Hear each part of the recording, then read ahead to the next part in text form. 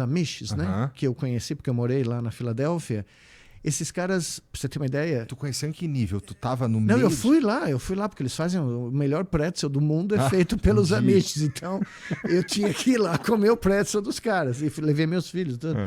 E eles fizeram um estudo com os caras, e os caras andam 18 mil passos por dia. Eles não param. E eles também, eles não são os eles não têm demência, Isso. eles não têm... Os índices de Alzheimer muito menor, os índices de doenças neurodegenerativas muito menor, eles comem muito mais saudavelmente, porque eles que fazem a própria comida, né? Eles são uma comunidade fechada, né? Eles autossuficientes. E o contato com tecnologias? Mínimo. Eles constroem coisas o tempo inteiro, porque eles fazem tudo, né? Eles criam toda a sorte de animais, então eles têm que criar toda a infraestrutura, são eles que fazem. Então, esses estudos estão mostrando, e isso que eu comentei ontem à noite, que, por incrível que pareça, a solução de uma série de problemas de saúde mental, por exemplo, que nós temos, porque, por exemplo, abrindo parênteses, esses parênteses paraplégicos nós achamos uma atrofia cortical. Uma redução do volume de certas áreas, se você tem isso durante muito tempo, né? A solução é voltar para o modo de vida natural, ou pelo menos uma porção do modo de vida natural que nós tínhamos.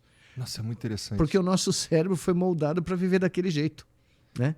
Então, se você for na Papua New Guinea, se for falar com os Yanomami, ou se for em comunidades tão isoladas desse mundo eletrônico digital nosso, você vai encontrar um grau de saúde mental provavelmente muito melhor, né? Muito mais apropriado para o tipo de cérebro que nós temos. Isso é interessante porque, então, o que a gente está falando aqui é que a gente meio que resolvendo nossos problemas, criando maneiras de se entreter, ou jeitos de aprender mais, não sei o que, a gente só criou sofrimento para a gente mesmo. Eu pus uma frase aí no livro que é a seguinte: a conveniência está matando a agência. Porque é conveniente, né, você pedir comida por aqui, você conversar com 200 milhões de pessoas aqui, dar aula. Essa conveniência está matando a força motriz que é a que mantém o nosso cérebro saudável. Né? E eu estava lembrando, pela primeira vez que eu vim aqui, uns 2 anos e pouco atrás, que eu me lembro de ter falado dessa questão da agência, mas de uma maneira mais sutil, né? E o que aconteceu em 2 anos, se qualquer coisa, é que a nossa imersão, né, nessa lógica digital só explodiu. Sim. Só explodiu. Sendo que o nosso cérebro, como eu sempre falo, funciona em analógico. Ele funciona em analógico porque o mundo é analógico. Então, a natureza é analógica. Então, ontem mesmo eu estava lendo um artigo que me mandaram, uma amiga me mandou, mostrando que em condições de estresse, as plantas sincronizam a sua atividade. As árvores sincronizam a sua atividade elétrica e passam a atuar como uma sociedade. Através de cadeias de fungos subterrâneas, elas estabelecem uma brainnet, por incrível que pareça. Elas não têm um cérebro, mas elas estabelecem uma conexão, porque o mundo natural, ele é todo conectado, né? O planeta é todo conectado. E tu não acredita em Deus? Que doideira. Não acredito. Eu acredito só num que é o Ademir Divino da Guia, né? Eu vi a camisa do Corinthians aqui, quase morri, aí outro passa um com a camisa da Portuguesa. Eu falei, não, tô tendo um delírio aqui, passou a camisa da Portuguesa na minha frente. Só faltava estar escrito Badeco atrás. Pô, faltou essa. O número 5, Badeco. O Basílio, né? Eu vi esse time da Portuguesa jogar, muito bom. Mas sumiu, né? Então... Entendi. Aí, mas assim, eu também, eu costumo não é assim, sem nenhum estudo e sem nenhuma base, eu falo aqui de vez em quando. Isso é uma introdução muito boa, né, para fazer uma opinião. Sim, é sensacional. Porque eu já ouvi pessoas como você falando exatamente isso, que, cara, que eu uso umas palavras mais toscas, tipo, a gente tem mais ou menos o mesmo kit humano que a gente tinha, muitos milhares de anos atrás. 300 mil anos atrás. Então, esse kit, o próximo estágio dele, assim, na verdade, assim, muita coisa mudou num espaço muito curto de tempo. Quando a internet chega e ela explode, a gente tem uma invasão, com a globalização e tudo mais, uma invasão de informação que a gente simplesmente não está preparado para isso. E eu sinto isso de um jeito meio brando, que eu me sinto, olhando as coisas como o que tem na internet, todo o conteúdo que existe, eu me sinto meio esmagado. Sabe? Não, mas é isso mesmo. Eu acho que é um overflow, é uma pressão de informação. Eu, por exemplo, eu gosto muito de notícias, eu gosto de ler o noticiário. Então, há anos eu acompanho os mesmos jornais nos Estados Unidos, aqui na Inglaterra, principalmente na Inglaterra, porque os jornais ingleses são espetaculares eram, né? No sentido de opiniões, né? São as opiniões mais sarcásticas, mais cínicas, mais divertidas. Até no futebol. Você lê um artigo sobre um jogo de futebol no Guardian, por exemplo, que é o meu jornal favorito, parece uma peça de literatura, né? O cara teve uma epifania, percebeu que a bola ia cruzar, o cara faz um floreio para descrever a jogada. Entendi. Que mantém a tradição, a riqueza cultural do porquê o futebol é tão importante na Inglaterra, né? Eu acho que eles são ainda um pouco mais loucos que a gente. Que hoje você vê... Eu estou usando o relógio do Manchester United. Mas você vê... Eu sou um pouco fora da curva, né? Porque de madrugada eu estou assistindo terceira divisão inglesa. Nossa, isso é bem fora da curva. É fora da curva. Mas os caras vão lá nos jogos, né? Ontem de madrugada eu estava assistindo dois times que são muito tradicionais, Coventry e Sunderland, disputando a semifinal da segunda divisão para ir para a final. Parou a cidade, parou o lugar. Entendi. Então, os ingleses vivem de uma maneira diferente. O brasileiro torce porque ele quer ganhar. Ganhar é fundamental. O torcedor básico aqui, ele se conecta na vitória. O inglês se conecta no pertencimento. Ele pertence àquele time. Aquele time é de Sunderland. Cidadezinha merreca de um lugar, no meio de lugar nenhum. Mas o time representa aquela cultura local. E seria esquisito um cara dali torcer pro United. Não, e eles nunca vão ganhar nada. Foi um time muito bom, mas já tá, né? Exato. Não, imagine. O United e Liverpool, eles se odeiam. Esse Sunderland aí no meio. Coventry, né? Coventry é um lugarzinho, eu fui lá, já vi o jogo lá, mas não é, né? Nada mas os caras, eles não permitem que aquilo morra. Porque aquilo é parte da identidade do lugar. Então o futebol lá é muito mais... Eles nunca vão ganhar Champions League, nunca vão disputar a Premier League para ganhar, mas eles nunca vão deixar de seguir aquele time, né? E isso é algo que está morrendo. Tem tanta coisa morrendo nessa linha. Tudo. Lembra do Juventus aqui? O Juventus aqui em São Paulo era equivalente ao Bangu no Rio de Janeiro. Tá. Era o segundo time de todo mundo. E era um time super simpático. E é um clube enorme, né? Aqui na Moca, né? Tradicional. Era o maior clube em número de associados durante um período dos anos 80 aqui no Brasil. Né? Tinha um monte de sócios. E era um time que todo mundo, mesmo torcendo para os grandes de São Paulo, quando não era contra o seu time, você torcia para o Juventus. Porque era um time ele era o time do bairro. E você ia na Rua Javari, eu fui recentemente, ano passado, num jogo da Copa São Paulo. É um estádio sensacional. Os caras vendem canole, tá? No meio do jogo. Onde legal. Você vai comer canole, né? No jogo do Juventus. No jogo do Juventus, exato. E fora, na rua, tem a Esfirra Juventus, que era uma das melhores esfirras da cidade de São Paulo. E tudo isso mostra que, quando você ia num jogo de futebol, era muito mais do que ver o seu time ganhar ou perder. Você ia conviver. Você ia se imiscuir com a cultura daquele lugar, do bairro. Eu ia no Canindé, fui no Maracanã. Mas não era só para ganhar ou perder. Era para estar no Maracanã, para ver aquele barato, né? E isso tudo está sumindo. Porque... Talvez o futebol seja ainda um dos poucos lugares que as pessoas vão... Sim.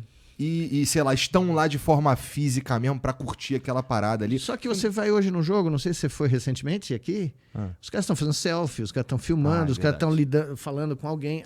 Você estar no estádio é mais importante do que você assistir o que está acontecendo. Então, mudou totalmente a cultura de como nós nos apresentamos como indivíduos e como parte de um coletivo X, YZ. Né? E por que tudo isso? Porque existe uma dissonância entre esse mundo eletrônico digital e a forma como a biologia, os organismos funcionam, inclusive nós. Nós não funcionamos no modo digital. Nós não somos zeros e uns. E nós não podemos ser reduzidos a uma pilha de dados, que é o que os caras da Meta, da Big Tech, acreditam que nós podemos. Né? Que tudo que o ser humano faz é dar um like ou um dislike e você vai saber o que você é. E não é verdade. Né? nem próximo disso, né? Nem próximo disso. Mas isso está colocando uma pressão na juventude e mesmo em nós, né? Às vezes é fora do esquadro. Então você tem uma saturação de informação, você tem uma saturação de mensagens, né? Tem hoje movimentos no mundo para fazer como se você fizesse um detox digital. Então você vai ficar 3 semanas, 4 semanas no lugar sem telefone, sem nada. Mas está muito difícil viver nesse mundo em 2025 sem desconectado. Não, é meio que tem negócios e tem empregos que existem por causa disso. Né? Nossa, tem toda uma economia, né? Que talvez está ficando maior do que a economia tangível em certos aspectos. Né? Verdade. O e-commerce. Hoje é uma das coisas que, né, não dá para você fazer. É o que eu falei também ontem. Se nós não tivéssemos meios de comunicação digital durante a pandemia, como é que nós íamos ter... Né? Eu participei de um comitê que falava com o Nordeste inteiro todo dia. Então eu falava em carro de som no Praça do Coreto, numa cidade interior da Bahia, do apartamento aqui em São Paulo. Por quê? Porque tínhamos meios digitais, né, de comunicação. Claro que tem vantagens e tem... é quase impossível você pensar hoje, né, apesar que no meu livro eu conto como seria, né, se o mundo de repente não tivesse essa bengala digital. E a gente viu na Espanha e Portugal 2 semanas atrás. Sim. Eu ia escrever uma coluna, não deu tempo porque foi Dia das Mães, eu tive que mudar o tópico para o Dia das Mães, para CNN Brasil. Eu ia escolher o seguinte, o título era o seguinte: de apagão em apagão, a civilização eletroeletrônica chega na beira do abismo. E nós tivemos um apagão da Bolsa de Valores, tivemos um apagão elétrico, as pessoas ficaram desesperadas. É meio que acaba, tipo, se acontece algo aqui assim, se acontecesse algo aqui em São Paulo da mesma forma, a gente também, tipo... Acontece, né? Chama Enel. A tempestade solar da cidade de São Paulo chama Enel. Enel, se for o caso. Mas meio que desliga tudo e a gente esquece como viver. Não, apaga a luz na minha casa, a minha cachorra olha pra mim e fala, é Enel, né? Eu falo, Então... Mas é isso, para pensar. Você não tem internet, o seu telefone para, eventualmente acaba, né? Os caras estavam falando na Espanha, porque eles ficaram 2 dias e meio em alguns lugares, né? Acabou o power bank, acabou a carga do celular, as pessoas começaram a entrar em pânico. Porque aí você fica especialmente, imagina, a gente viveu ainda uma época que eu sou a última geração dos caras que viveram, que nasceram num mundo que não tinha internet. Sim. E agora estamos aí inundados com isso tudo. Então, para mim, é um pouco... Acho que é por isso que eu me sinto um pouco esmagado, porque eu lembro como era ser uma criança... que ia brincar de pique-esconde depois de ver os Cavaleiros do Zodíaco, que depois que eu cheguei da escola. A minha vida era basicamente interação com os meus amigos, com a galera dali. Uma interação física, presente, né? Que respeita, inclusive, o tempo das coisas, né? Tipo, eu falar com as pessoas e a minha voz sai em 1x e não em 2x, né? Hoje todas essas interações, além de estarem mais rápidas, elas estão também muito mais distantes. Mas tinha uma explicação, né? Eu, por exemplo, eu cresci aqui em Moema, aqui em São Paulo, antes da 23 de Maio, antes da Avenida Bandeirantes, antes da Avenida Ibirapuera. A gente jogava bola toda tarde. E tem uma razão. O reino animal mostra isso em todo lugar. Os filhotes de leão estão brincando continuamente, porque eles estão exercitando comportamentos sociais que vão permitir que eles, ao se transformarem em adultos, eles tenham toda uma sorte de ferramentas cognitivas, né, para sobreviver. Então, a brincadeira, o jogar futebol na rua, ralar o joelho, brigar com o cara, vir reclamar para a mãe, e sua mãe falar, vai lá e volta e bate nele, que era o que a minha mãe fazia. A minha mãe também. Minha mãe não queria saber. Nossa, se eu apanhasse, chegasse em casa, minha mãe ficava, porra, não volta lá, volta lá, não, era assim para mim também. Mas isso tem um propósito. Então isso permite que você conheça a diferença, conheça o outro, saiba se colocar num grupo social, aprenda as normas. Eu estou acabando de ler 2 livros daquele que foi o homem mais famoso do começo do século XX, antes do Santos Dumont em Paris. Tinha um cara chamado Henri Bergson, que era o filósofo mais famoso do mundo. né? Ele debateu com Einstein, ele acabou com os ingleses em vários debates. Ele era um cara humanista, né? Um cara brilhante que viveu o final da Belle Époque, né? Que foi um período, né, fenomenal, logo depois do impressionismo, até meados da década de 30, se não me engano. E esse cara, eu estava acabando de ler um dos livros dele, e ele fala o seguinte: essas normas de convívio social, a gente aprende assim. Essas normas que são não escritas, que não tem nenhuma lei, não tem nenhuma... Como é que eu tenho tato para falar com outras pessoas? Isso, como é que eu vou conviver com um monte de gente diferente, de outros backgrounds? Você aprende jogando bola na rua, você aprende brincando de pega-pega, aprende na escola, né? Por isso que esse... Eu fui pro quartel, me ensinou bastante também. O quartel, imagino. Aliás, o segundo romance sai em novembro desse ano, aqui no Brasil. Ih, o cara tomou gosto agora pelo jogo. Não, mas esse eu escrevi quando eu tinha 17 anos. No dia que o Geisel mandou fechar o Congresso Nacional, Marco Maciel, membro da Academia Brasileira de Letras, levou a carta do presidente para fechar o Congresso. Eu escrevi essa sátira. Entendi, né? E vai sair finalmente, 50 anos depois, alguém teve coragem de publicar. Legal. Eu não sei se eu vou poder continuar no Brasil, mas... não, agora pode. Agora pode, eu acho que agora pode. Mas enfim, toda essa rotina de convívio social, ela fazia parte de um processo pedagógico essencial. Entendi.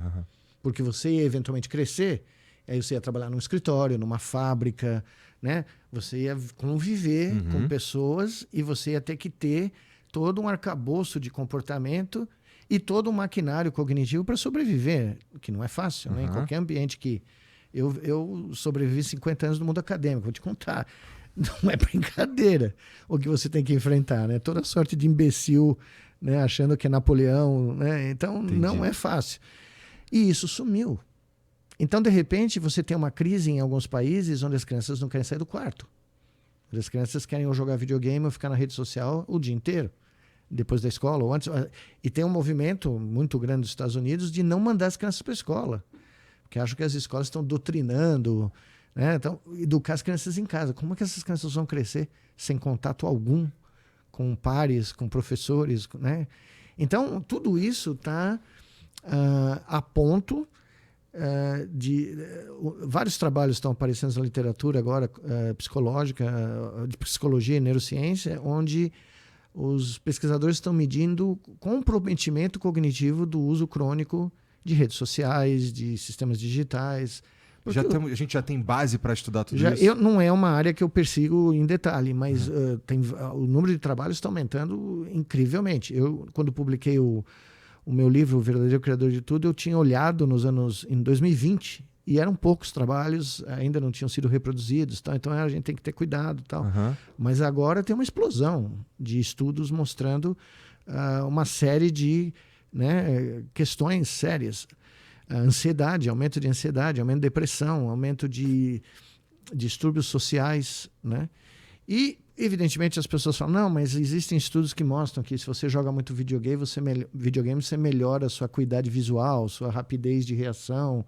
Bom, tem, mas tem benefícios esses, talvez. Mas será que eu quero esse kit de benefício? Será que é esse o cara que eu quero, dirigindo o piloto do meu avião? Ou o cara que vai me operar?